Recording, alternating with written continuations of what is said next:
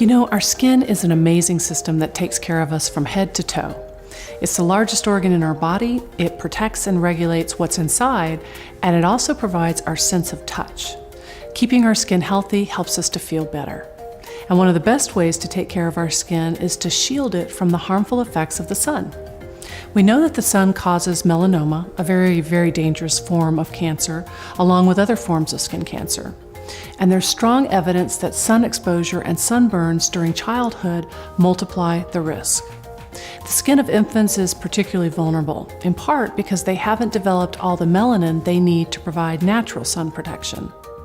We can keep the sun's rays away from skin by seeking out shade and covering up with hats, clothing, and sunglasses. That's really the best option and really the only option for infants.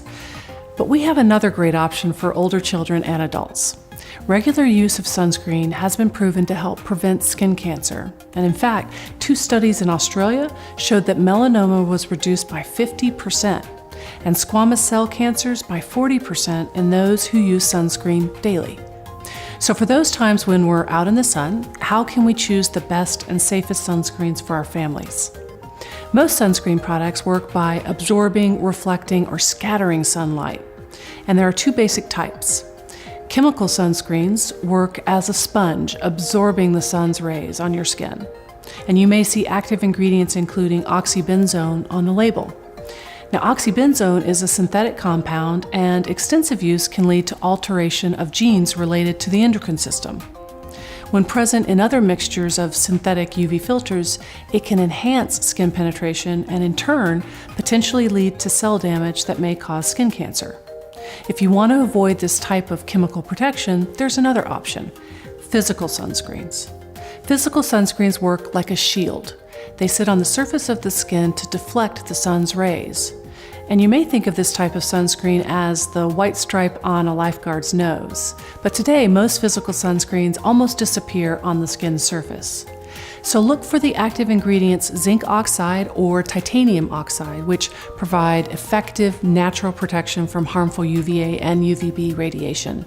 Physical sunscreens pose fewer health concerns and are generally recommended for children and those with sensitive skin.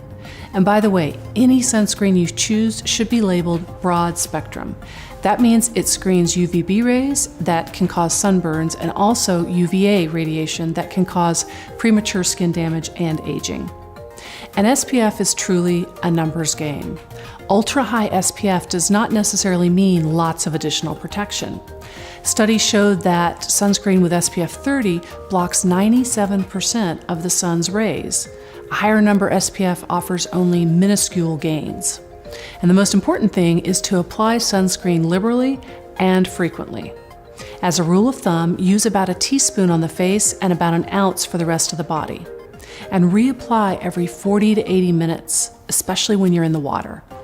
Daily use becomes a habit, just like brushing your teeth. And really, everyone in the family needs protection from the sun, even on cloudy days. We all love the feeling of sunlight on our skin, but what we don't love is all the damage that the sun can do. So whether you cover up or stay in the shade or use sunscreen for protection, it's in your power to find a safe way to keep your skin healthy and at peak performance. And by the way, in case you need another reason, sun protection is the very best way to fight premature aging of your skin.